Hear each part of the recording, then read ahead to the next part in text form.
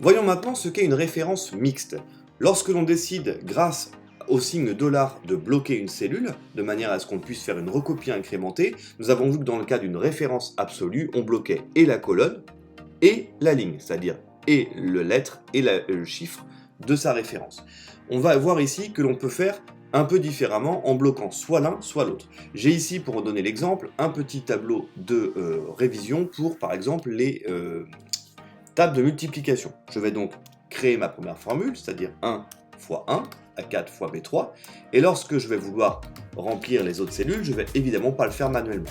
Si je descends dans un premier temps ici, on a déjà un premier problème, puisqu'en fait, lorsque je me mets dans la première cellule, j'ai pris en compte la cellule A4 et la cellule B3. Lorsque je vais descendre grâce à la recopie incrémentée, la cellule A4 va descendre, pas de problème puisqu'il y a des chiffres à prendre en compte. En revanche, la cellule B3 va elle aussi descendre, et ça, on ne le veut pas puisqu'il y a des cellules blanches ici dans lesquelles on ne veut pas qu'elle aille.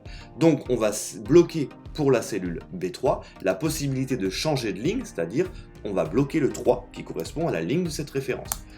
Je peux maintenant descendre vers le bas, et là ça fonctionne sans problème. 1 fois 1, 1, 2 fois 1, 2, etc. Maintenant, la sélection, je devrais pouvoir prendre encore la recopie et aller sur la droite pour terminer mon tableau d'un seul trait. Évidemment, ça pose encore un problème. Pour quelle raison? Tout simplement parce que cette fois-ci, on a remarqué qu'en descendant vers le bas, ça posait aucun problème. Mais arrivé en bas, cette cellule A13 et la cellule B3, lorsque je vais tirer vers la droite, eh bien A13 va vouloir aussi aller vers la droite et donc changer de colonne.